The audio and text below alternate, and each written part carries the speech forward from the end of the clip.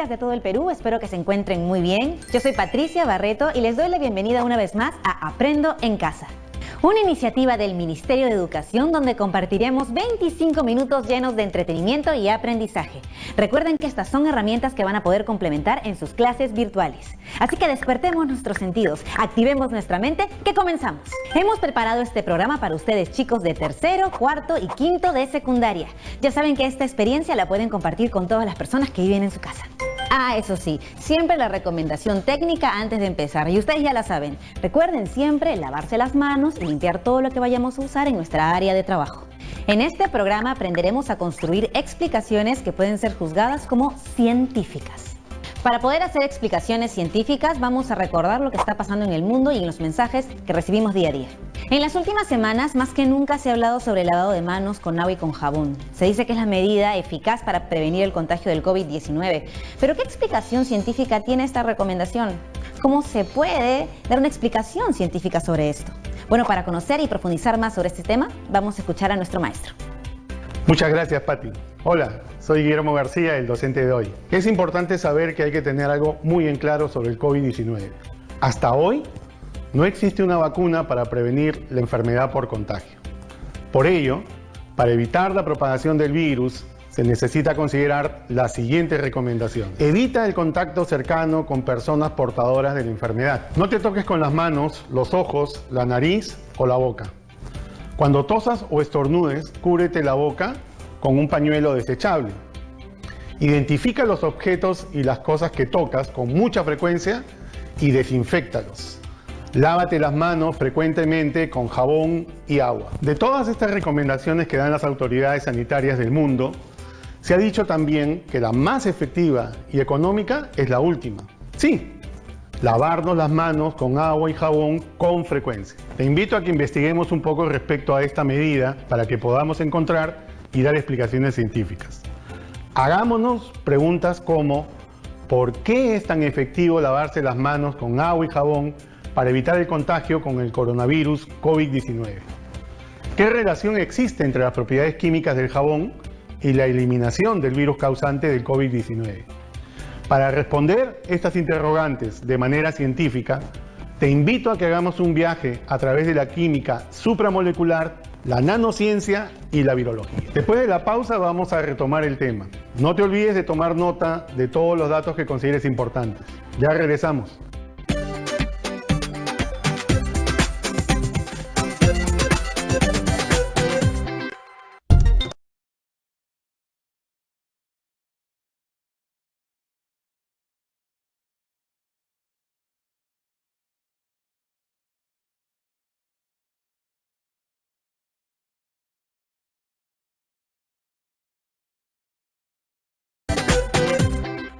Bien, estamos de vuelta. Hablemos un poco sobre el coronavirus.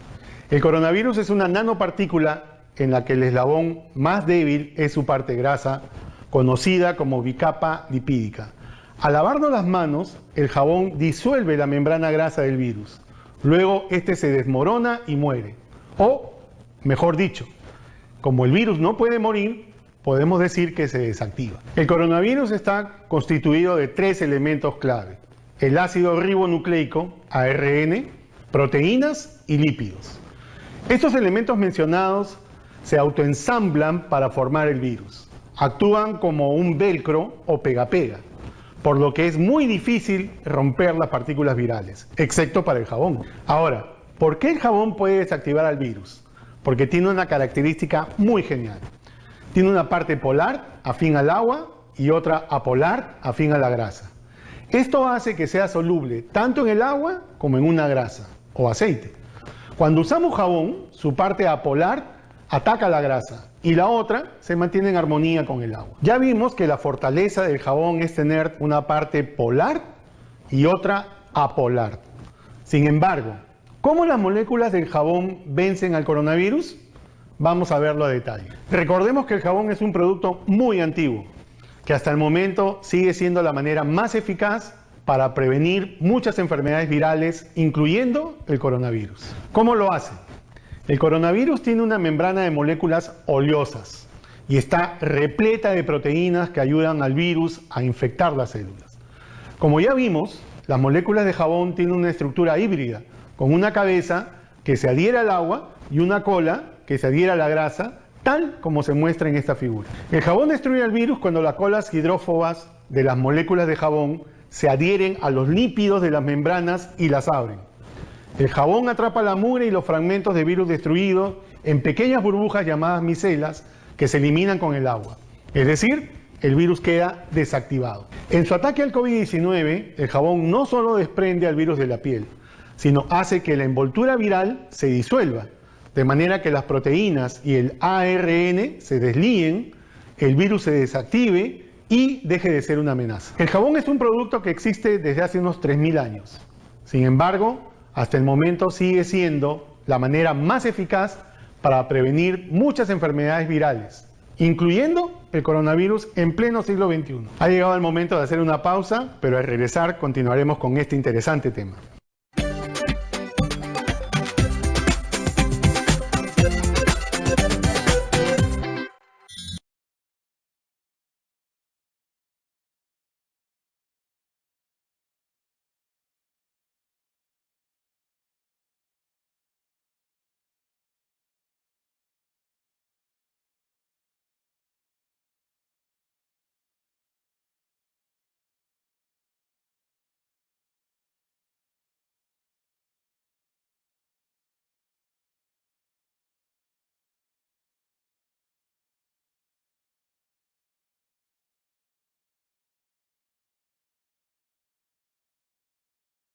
Aprendo en casa, secundaria.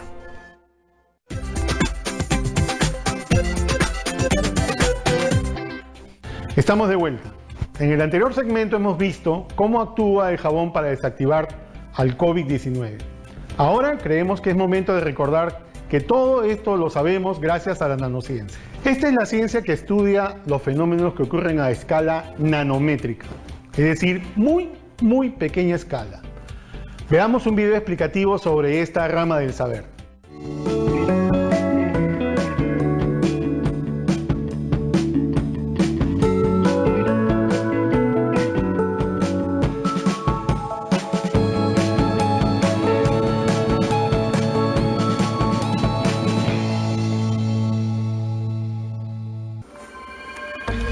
¿Vieron lo mismo que yo? ¿No les parece increíble lo distinto que es el mundo cuando lo vemos tan de cerca? Pero más impresionante es pensar que este mundo de cosas chiquitas no está nada lejos, está frente a nosotros. Está entre nosotros y es más, técnicamente somos nosotros, solo que chiquititos. A veces le decimos microscópico y si es más pequeño le decimos nanoscópico.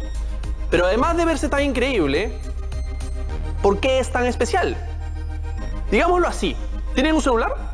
Sin entender cómo funciona este mundo nanoscópico, probablemente no podríamos tener toda la tecnología que entre en un celular al alcance de la mano. ¿Capté su atención? Si no fue así, durante el programa les contaremos qué estamos haciendo con ella en el Perú. Hoy en Ciencia en Esencia exploraremos el mundo de lo pequeño.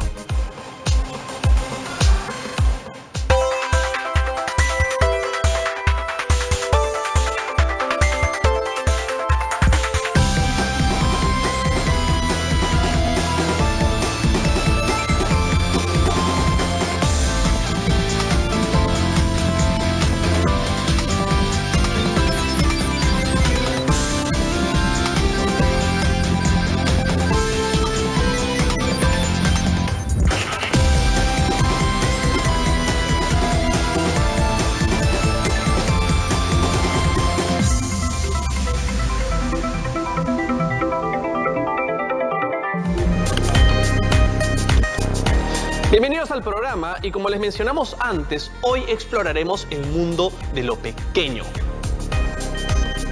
Pero, ¿por qué es tan importante? Bueno, vamos paso a paso. Imagínense que el mundo como conocemos tiene una serie de reglas según las cuales se rige. Qué tan duras son las cosas o de qué color son. Por ejemplo, un elemento como el oro, que todos sabemos es de color dorado, observándolo a una escala nanoscópica se ve entre rojizo o morado.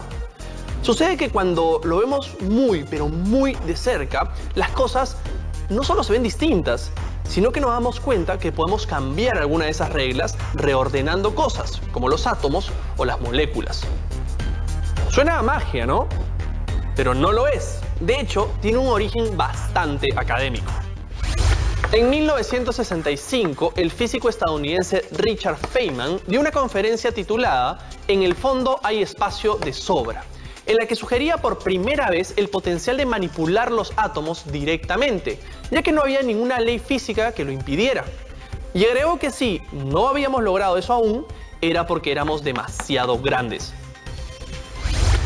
Listo, clase de historia repasada. Gracias, Feynman.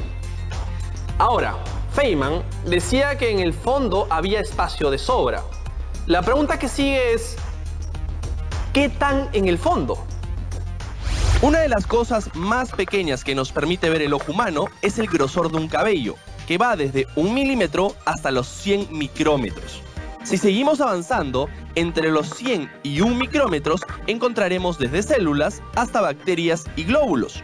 Un poco más allá encontraremos los genes, entre 1 micrómetro y 100 nanómetros.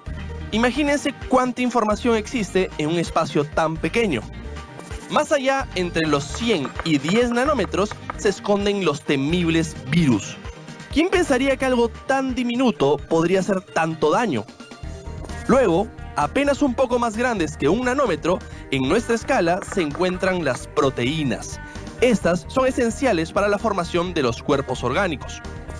Pero nada sería posible sin los habitantes del espacio entre 1 y 0.1 nanómetros, el ADN, las moléculas y las piezas de construcción de todo lo que conocemos, los átomos. A esta altura, las cosas miden aproximadamente 0.000000001 metros. Con razón, necesitamos microscopios especiales para verlas. Minúsculo, ¿no? Y no es que nos hayamos encogido para poder encontrarlos. Es que ahora finalmente tenemos la tecnología necesaria para hacerlo. ¿Y para qué nos sirve este poder? ¿De qué sirve que tengamos la tecnología necesaria para hacerlo? Lo único que sabemos es que cuando consideras que un grano de arena es gigante comparado con un átomo, nos damos cuenta que estamos entrando a otro mundo.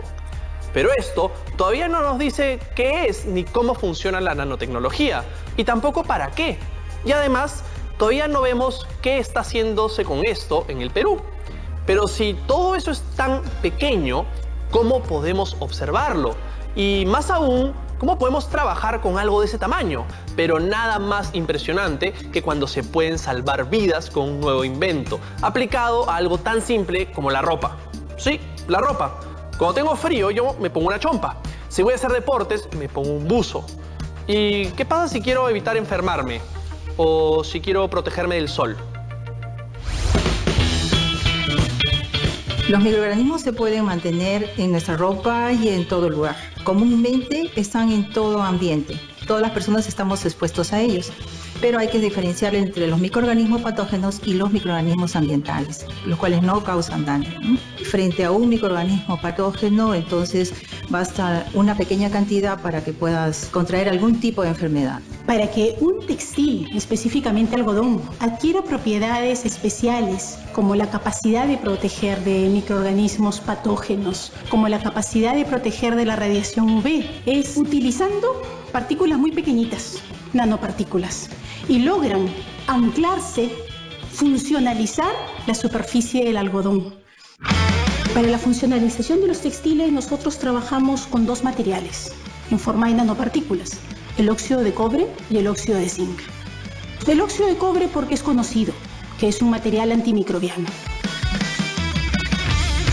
Y el óxido de zinc que nos permitiría, por sus propiedades ópticas, absorber la radiación. Entonces aquí estoy parada frente justo a unas imágenes donde nos muestran un algodón sin nanopartículas y otro con nanopartículas.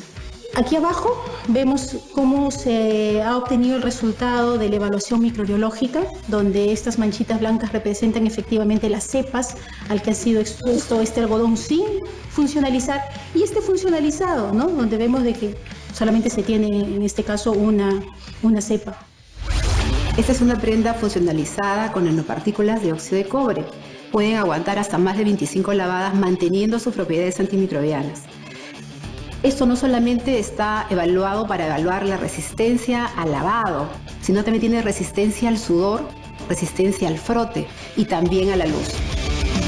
Nuestro proyecto pretende ingresar a mercados populares, ejemplo, escuelas, que las prendas puedan usarse en los colegios, que puedan usarse por los policías, que puedan usarse por los guachimanes que están expuestos a largas jornadas de trabajo donde tanto los microbios como la radiación solar pueden dañarlos.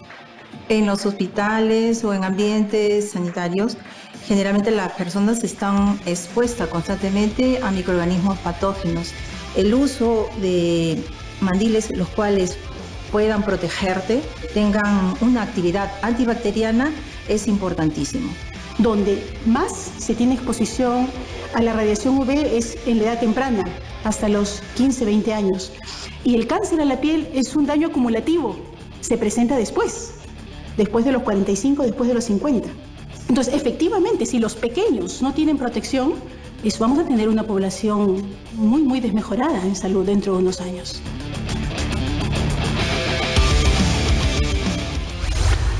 Oye, eso de las prendas con material nanotecnológico resulta bastante práctico. Y de pronto este polo y camisa ya no son nada interesantes, no tienen superpoderes. Por eso, ya es tiempo de que nuestros diseñadores y profesionales de todas las disciplinas se pongan las pilas y empiecen a pensar en qué nuevos espacios podemos aplicar la nanotecnología. Innovaciones como las que acabamos de ver tienen un impacto real y son ampliamente beneficiosos para todos. Esperemos que esta tendencia se mantenga y podamos ser parte de esta pequeña gran revolución. ¿Qué tal el video? ¿Les gustó? Espero que sí. Bueno, conmigo es todo por hoy, así que ahora le damos el pase a Patti. ¿Qué tal la clase? Qué importante es dar explicaciones científicas, ¿no es cierto? Y qué lujo poder comprender a detalle cómo se producen una serie de fenómenos que experimentamos en lo cotidiano. Recordemos que el propósito de esta sesión es construir explicaciones que puedan ser juzgadas como científicas.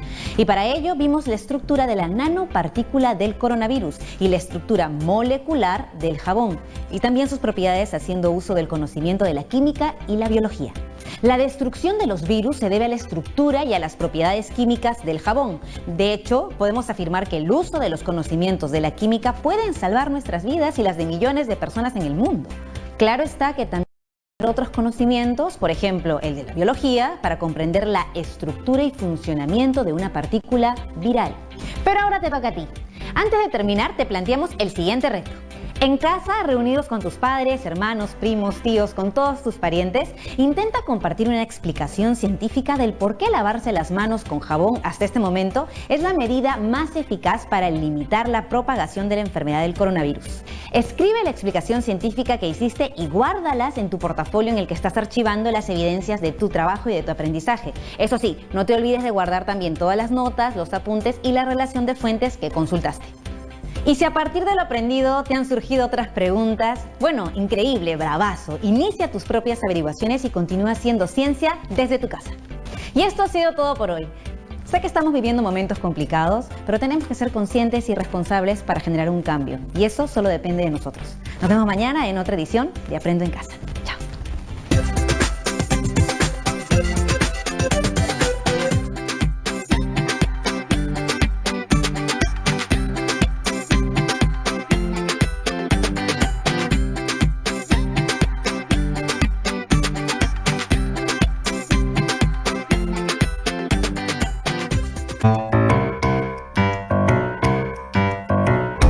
Con una pluma revolucionaria y una voluntad inquebrantable, una mujer democratizó la prensa y la convirtió en escritos del pueblo.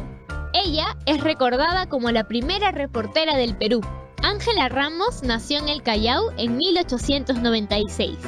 Venía de una familia humilde, por lo que apenas salió del colegio, tuvo que empezar a laborar como secretaria en la misma empresa en la que su padre había sido despedido sin el pago de sus derechos por 25 años de trabajo. Este suceso y el constante maltrato de los jefes de la compañía fueron despertando en Ángela una necesidad de rebelarse frente a la opresión e injusticia que la rodeaba. Es así que, a los 22 años, escribe su primera carta de queja titulada El sufrimiento de la mujer que trabaja. Mi primer trabajo me hizo ser escritora, porque eran tales las injusticias que sufrí que tuve que expresarlas de alguna manera. El texto de Ángela llegó a manos de Óscar Miro Quesada, quien además de publicarla en El Comercio, la contrató. Fue así que empezó su carrera en la prensa peruana. Poco a poco, Ángela fue encontrando su voz escrita, animándose también a desarrollar críticas, teatro y poesía. Pero es su trabajo como periodista en lo que más destacó, y llegó a escribir en los periódicos y revistas más importantes de la época. Es a través de este medio que expresó su sensibilidad social y su defensa de los derechos de los trabajadores, los campesinos oprimidos, así como su lucha por el voto de la mujer e incluso el derecho de los presos a una mejor calidad de vida. Ángela siguió escribiendo para proponer desde sus textos reformas que acabaran con las injusticias y tras años en el medio escrito, siempre atenta a los problemas sociales,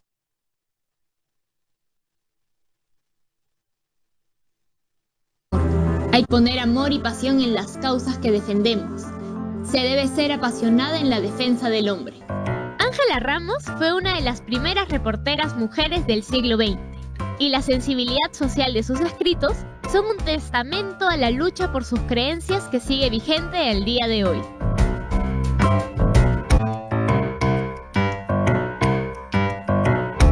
Uno de los momentos más inolvidables de nuestra historia deportiva es el partido que el equipo de vóley peruano peleó punto a punto contra la Unión Soviética en los Juegos Olímpicos de Seúl 86.